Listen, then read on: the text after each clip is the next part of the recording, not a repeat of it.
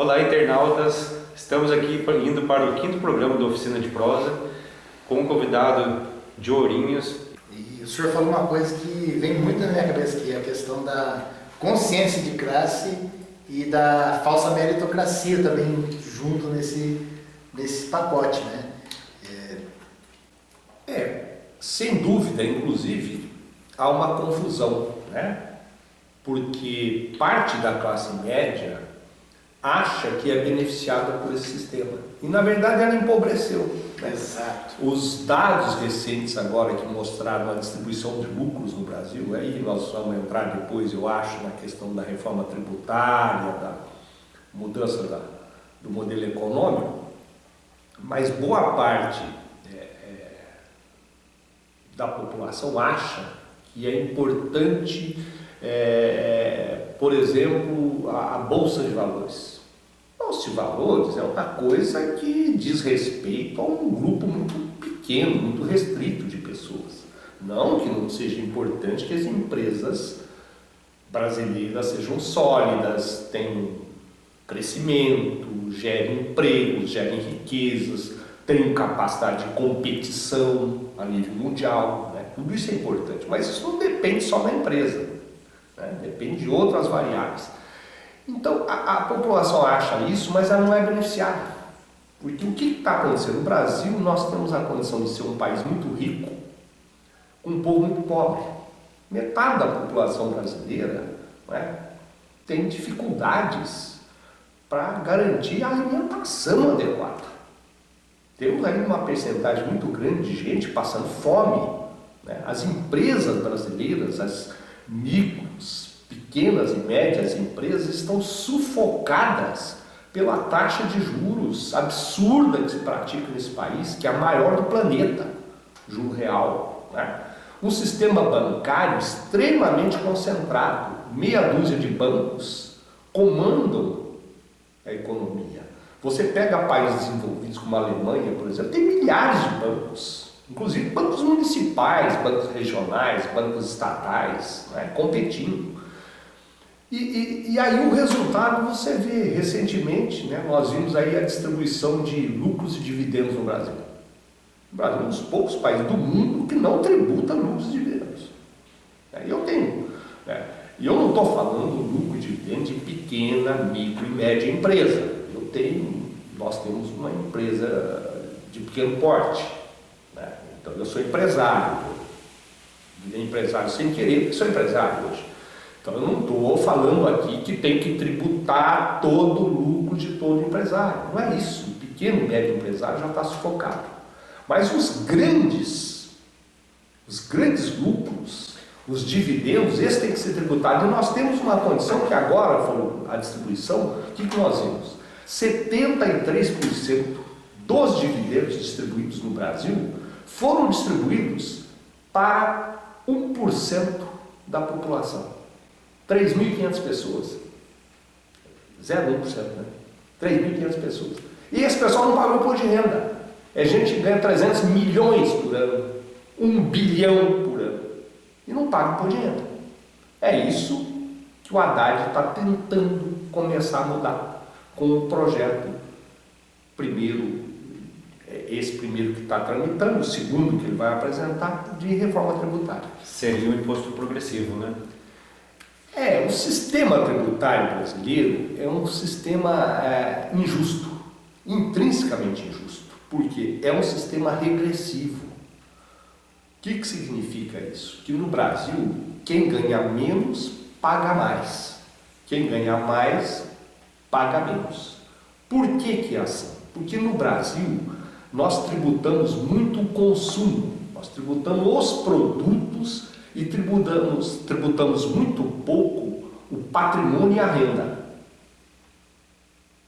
Acabei de falar, não se cobra imposto de renda de lucros e dividendos astronômicos.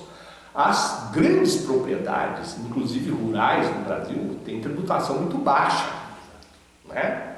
As grandes fortunas que são tributadas em muitos países não são. E, por outro lado, nós pagamos muito imposto naquilo que consumimos. Então, alimentação, telefonia, energia elétrica, água, vestuário, produtos de consumo, que podiam ser mais baratos, eles são altamente tributados. Isso vai melhorar um pouco com o projeto do Haddad, né, que foi aprovado na Câmara, subiu para o Senado, esperamos que seja aprovado a tempo de entrar em vigor, né, porque tem a anualidade. Se ele for aprovado esse ano, ele só entra em vigor no ano seguinte, que é reduzir uma série de impostos e agregar tudo no imposto sobre valor agregado. Que não é novidade, já existe no mundo todo, que é o seguinte: você deixar de tributar em todas as fases pelo valor total e tributar pelo valor agregado. Quer dizer, o comerciante que compra um sapato por 10, quando ele vender o sapato por 12, ele vai pagar imposto sobre 2, e não sobre os 12 como paga hoje. E mudar a tributação, retirar tributos da cesta básica, da alimentação, dos medicamentos, que são altamente tributados no Brasil. Tem países da Europa que não tributam medicamentos, nem IVA. Isso barateia o custo de vida e tira a pressão do pobre. Porque o que acontece? O trabalhador de classe média ou pobre, ele gasta boa parte do que ele ganha para sobreviver.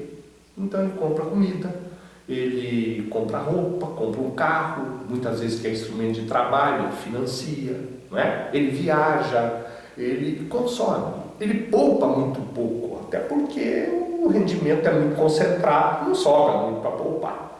Então ele paga imposto em tudo. O muito rico, ele consome uma parte mínima da renda dele no consumo. E ele não paga imposto, ele vai pagar só para aquele mínimo dele. Inclusive não paga, por exemplo, IPVA sobre iate, IPVA sobre helicóptero, sobre avião particular. E aí o sujeito que tem uma moto e é entregador, ele paga IPVA. Então é isso que precisa mudar no Brasil. Agora muda? Alguma mudança vem, não é ideal, porque com o Congresso Nacional que a gente tem, dominado pela extrema-direita e boa parte pela direita, né? Nós temos lá 160 deputados progressistas no máximo, em 513, então não podemos esperar que venha de lá grande coisa, mas alguma coisa eu acho que vai melhorar. Uma coisa também que aconteceu, uma mudança agora, foi em questão ao imposto de renda, né? Eu lembro que um dos do plano de governo do Bolsonaro, ele falava que queria passar a cobrar o imposto de renda de quem ganhasse acima de 5 mil reais, e ele não cumpriu nos 4 anos. E agora, com o governo federal, né, já teve uma boa mudança, porque quem ganhava até 2 salários mínimos tinha que pagar imposto de renda. Pô, a pessoa é pobre, está lutando para comer, ainda tinha que pagar o imposto de renda. A condição, a tabela do imposto de renda não foi atualizada desde 2016. Quer dizer, o golpe vem para isso. É o que eu digo, é transferência de renda dos mais pobres para os mais ricos. Você não atualizou a tabela de imposto de renda, na prática o que significou? Que você tributou cada vez mais sem ganhar menos. Porque se fossem feitas as correções, a isenção hoje teria que estar em perto de 5 mil reais, que é a promessa do Lula de levar isso até o final do governo dele, corrigir isso. Né? Fez uma pequena correção agora, mas isso não foi feito. Então significou o quê? Que a classe média passou a pagar mais imposto. Né? Na prática é isso. Houve uma tributação maior do imposto de renda. E o imposto de renda no Brasil ele é limitado a, acho que, se o sujeito ganha, eu não lembro aqui os valores, mas tem um teto que é muito baixo, porque para numa renda de 30 mil reais. Quer dizer, quem tem uma renda de 20 mil reais, que no Brasil é uma renda boa já, paga a mesma cota de imposto de renda de quem tem uma renda de $500 mil, né? De 2 milhões. E tem muita gente, muito pouca gente, mas tem gente que tem essa renda e paga a mesma cota, né? Quando paga, porque esse pessoal faz o quê? Os fundos de investimento individuais, que o Haddad está tentando taxar agora, né? E não paga imposto de renda, porque o fundo é isento. Então não paga. E a população mais pobre não sabe disso. Não, e a imprensa esconde isso. E as lideranças políticas locais também não fazem debate. Não sei se porque eles não sabem, né? Porque tem um pessoal que não gosta muito de estudar, que não lê, que não vai atrás, não sabe, né? Então é mais fácil repetir as coisas que vêm prontas.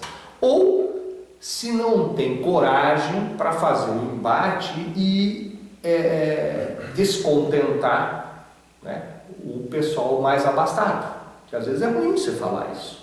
E descontentar também o grupo político. É o grupo político. Porque muitos partidos, né, têm o seu diretório. E tem alguns partidos que têm provisória na mão de alguns deputados. Sim. Que eles acabam sendo manipulados, principalmente nesse interior nosso aqui, né? Que fazem a barganha lá por cima. Sim.